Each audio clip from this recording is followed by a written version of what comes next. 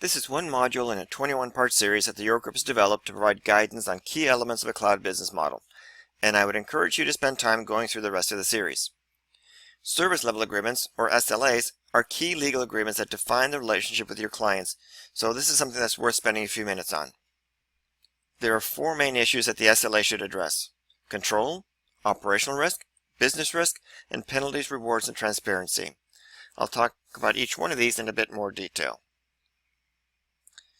There are performance issues that aren't always under your control. They can be impacted by your client's internal IT. For example, you might guarantee a minimum level of availability, say 99.5% uptime. However, you should define permitted exclusions to performance, such as downtime for maintenance, and also specify that the performance is dependent on the client's internal network. If they are down, it shouldn't count against your guaranteed availability. Response time, or latency, is also impacted by the client's internal bandwidth.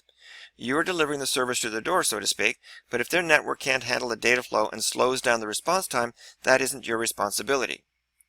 Failover is also a decision made by the client. Do they want redundancy? Do they want redundancy across data centers? Operational risk includes the perceived risks around security, privacy, and data ownership, and this is a major concern in the corporate market. Data retention and ease of data migration policies need to be spelled out. In some countries, the data retention period is mandated by law. One of the barriers to cloud adoption in the enterprise market is a concern about data lock-in.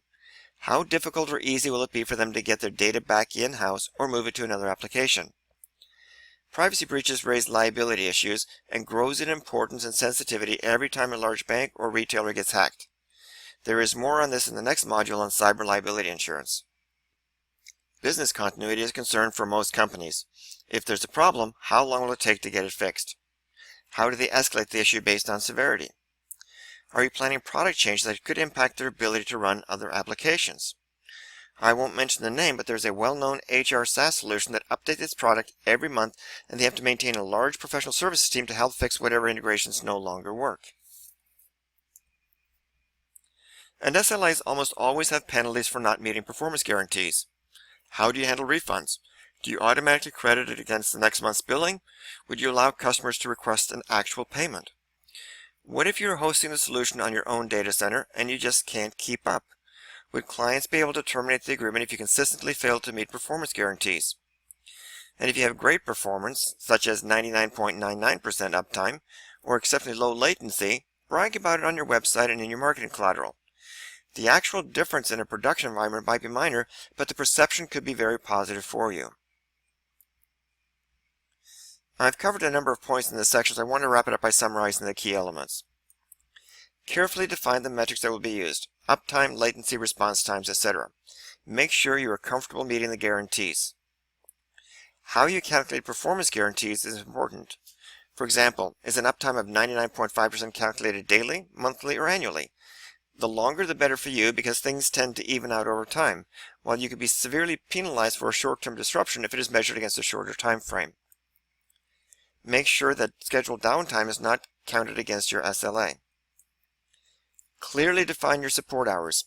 Is it 9 to 5 in your local time zone? Is it 24/7? What about escalation or accelerated response times?